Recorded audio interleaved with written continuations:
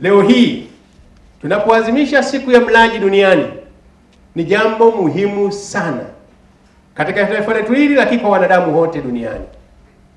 Tumshukuru sana ndugu yetu John F. Kennedy, kama ilivyosemwa hapa, aliyokuwa rais wa Marekani, ambapo tarehe 15 mwezi Machi mwaka 2062 alipeleka hoja hii katika Congress.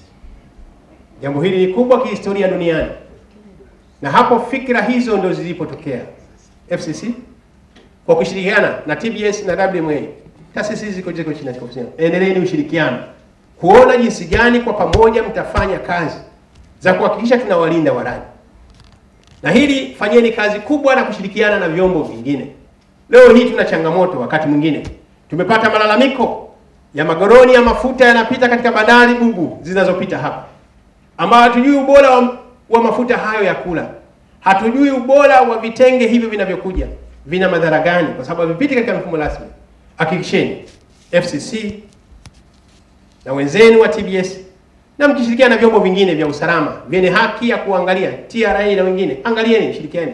Tutawalinda wa Tanzania wapate haki ya mlaji kupata bidhaa inayostahili vizuri. Imani yangu jambo hilo litaenda vizuri. Endeleeni na kutoa elimu. Elimu ni msingi wa watu kupata manufaa na maarifa ya kutosha katika maeneo yao. Imani yetu katika upande wa elimu itaenda kufanyika vya kutosha.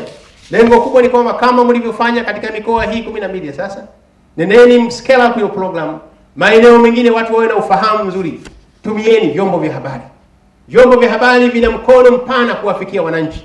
Tuna vyombo vile vingine vinagusa taifa zima. Kuna vyombo vingine ni community based.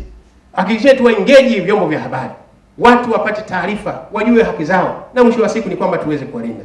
Tukifanya hivyo, tutakuwa tumeitendea haki nchi yetu, lakini tutakuwa tumewatendea haki wa Tanzania. Leo tumekuwa Tanzania ni kiigizo katika mambo mbalimbali katika upande wa biashara na viwanda.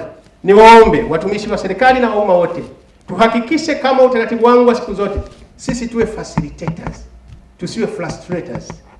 Na hili ndilo kubwa zaidi. Tukifanya hivi, tutasonga mbele. Niombe ule utamaduni wa kupitia kanuni. Unatafuta kanuni sio ya kusaidia uwekezaji uende mbele. Unatafuta kanuni au kifungu cha sheria kile kitachorudisha jambo lisifanyike. Tuwe facilitators, tusiwe frustrators. Lakini washukuru sana hasa taasisi zetu. Leo ninaona zinakwenda kwa kasi, zinawasaidia wawekezaji, zinasaidia wafanyabiashara. Hongereni sana, mnafanya vizuri. Hii tunapoazimisha inachagiza wazalishaji wa bidhaa mbalimbali kwanza washindane. Wazalisha bidhaa bora itamfanya mnunuzi aweze kuridhika nayo. Lakini sio hivyo, kulinda usalama wa taifa. Maadhimisho haya ni fursa kwetu Tume ya Ushindani ya kuelimisha wadau wa maendeleo, hususan wafanyabiashara, kuhusiana na wajibu wao katika kuzingatia haki za mlaji kwa kutoa huduma na kuzalisha bidhaa bora zinazokidhi matarajio ya walaji kwa mujibu wa sheria, kanuni na taratibu zilizopo. Mheshimiwa mgeni rasmi, serikali ya Jamhuri ya Muungano wa Tanzania kupitia taasisi zake ikiwa na pamoja na tume yetu ya ushindani imekuwa na wajibu wa kuwahudumia wananchi wake ambao ndio walaji au watumiaji wa mwisho wa bidhaa na huduma kwa kuhakikisha utoaji wa huduma hizo unazingatia sheria, taratibu na kanuni. Hivyo FCC tukiwa ni moja ya taasisi yenye dhamana ya kumlinda mlaji, tunatumia maadhimisho haya pia kuihamasisha serikali kuboresha, kuhimiza sheria za kumlinda mlaji na kuzitekeleza dhidi ya vitendo hadaifu na kandamizi sokoni.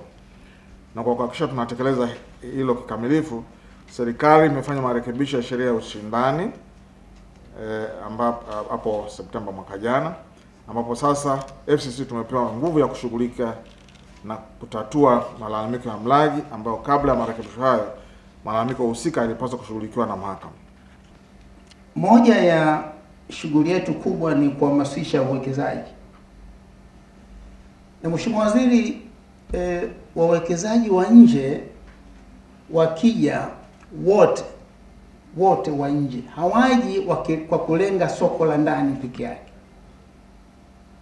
Mtu yote akitoka nje kwao huko akija anataka alenge soko letu na soko la majirani, labda EAC, hawa watu milioni 300 sasa hivi nasikia tunafika, au SADC area huku, au after kabisa, na pia wa re-export kwenda kwao. Kwa hiyo sidhani kama kuna dhana ambayo inasaidia kuwavutia waje zaidi ya hii ya ubora, na wakiambiwa chombo chetu kile kinatambulika na ISO, inatusaidia sana sana sana kuwavutia hao wawekezaji. Kwa hiyo naomba sana niwapongeze wenzetu kwa kupata hiyo utambulisho huo. Mkuu wa chuo cha Kilimanjaro Institute of Technology and Management kilichopo Mwenge, Dar es Salaam na chenye ithibati na usajili wa NACTVET namba REG/ANE/029 anapenda kuwatangazia ofa maalum wahitimu wote wa kidato cha 4 2024 kwa kozi mbalimbali zikiwemo computer application, ICT for beginners, CCTV camera, video production, graphics design pamoja na sales and marketing. Kozi hizi zitaanza tarehe 2 mwezi wa 12 kwa awamu ya kwanza na tarehe 6 mwezi wa 2025 kwa awamu ya pili. Pia muhula mpya wa masomo kwa kozi za IT, hotel